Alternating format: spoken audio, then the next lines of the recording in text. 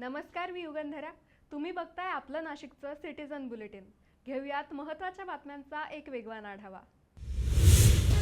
गेल्या अनेक दिवसांपासून पावसाच्या प्रतीक्षेत असलेल्या नाशिककरांवर अखेर वरुणराजाने कृपादृष्टी केली.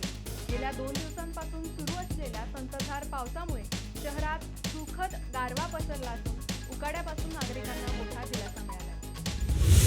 येवल्यात आयोजित कार्यकर्त्यांच्या बैठकीत राष्ट्रवादी काँग्रेस शरदचंद्र पवार पक्षाच्या युवक प्रदेश सरचिटणीस तथा नाशिक जिल्हा प्रभारी नताशा जितेंद्र आव्हाड यांनी कार्यकर्त्यांना आक्रमक भूमिका घेण्याचे आवाहन केले. गरज पडल्यास मी स्वतः ठाण्यावरून येऊन येवल्यात आंदोलन करेन असा इशारा देत जनतेच्या प्रश्नांसाठी रस्त्यावर उतरण्याचे आवाहन त्यांनी केले. येवला शहरातील काही दलित वस्त्यांमध्ये स्मार्ट मीटर बसवल्यानंतर वाढीव वीज बिले येत असल्याचा आरोप नागरिकांनी केला. या वाढीव बिलामुळे आर्थिकदृष्ट्या दुर्बल कुटुंबांवर अतिरिक्त भार पडत असल्याची भावना व्यक्त केली जात असून संपूर्ण प्रकरणाची चौकशी करून दोषींवर कारवाई करण्याची मागणी करण्यात आली. येवला तालुक्यातील पिंपळगाव जलाल परिसरातील रेल्वे पुलाखालचा बोगदा पावसाळ्यात जलमय होत असल्याने नागरिक, शेतकरी आणि शाळकरी विद्यार्थ्यांना मोठ्या अडचणींचा सामना करावा लागतोय. पावसाळ्याच्या कालावधीत तरी रेल्वे गेट क्रमांक 72 वाहतुकीसाठी सुरू करण्यात यावे अशी मागणी आता जोर धरू लागली आहे.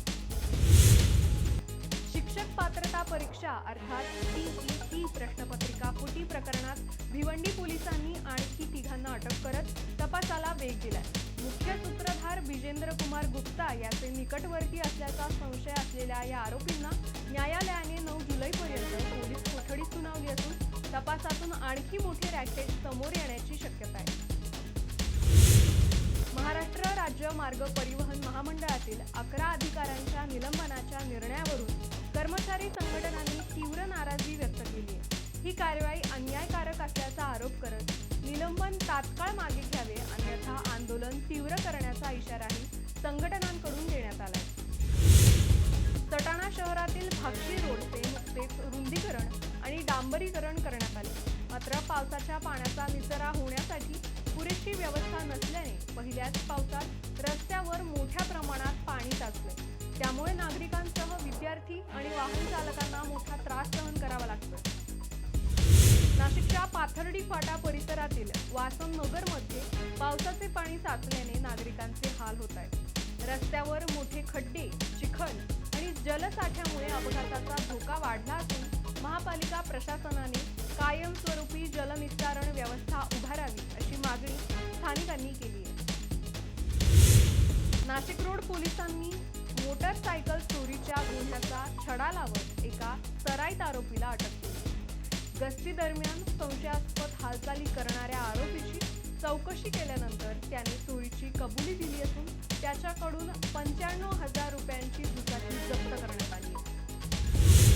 नाशिक महापालिकेच्या पूर्व विभागीय बैठकीत लोकप्रतिनिधींनी विविध नागरी प्रश्नांवरून प्रशासनाला धारेवर धरले. अतिक्रमण, पाणी पुरवठा, टँकर व्यवस्था, खोदकामानंतरचे रस्ते आणि भटक्या श्वानांच्या समस्यांवर अधिकाऱ्यांकडे जाब विचारत प्रलंबित कामे तातडीने पूर्ण करण्याची मागणी करण्यात आली. शहरात सुरू असलेल्या सततच्या पावसामुळे प्रमुख रस्त्यांवर वाहतूक कोंडीची समस्या गंभीर बनली. रस्त्यांवर पाणी साचल्याने वाहनांचा वेग मंदावला असून सकाळ आणि संध्याकाळच्या वेळेत वाहनांच्या लांबच लांब रांगा लागल्या. त्यामुळे नागरिकांना मोठा मनस्ताप सहन करावा लागतो. इंदिरानगर मधील मोदकेश्वर कॉलनीमध्ये MNGLच्या गॅस पाईपलाईन खोदकामामुळे पाणी गळती, चिखल आणि वाहतुकीची समस्या निर्माण झाली आहे. तुटलेल्या नळ जोडणीमुळे मोठ्या प्रमाणात पाणी वाया जात असून संबंधित विभागाने तातडीने दुरुस्ती करावी अशी मागणी स्थानिक नागरिकांनी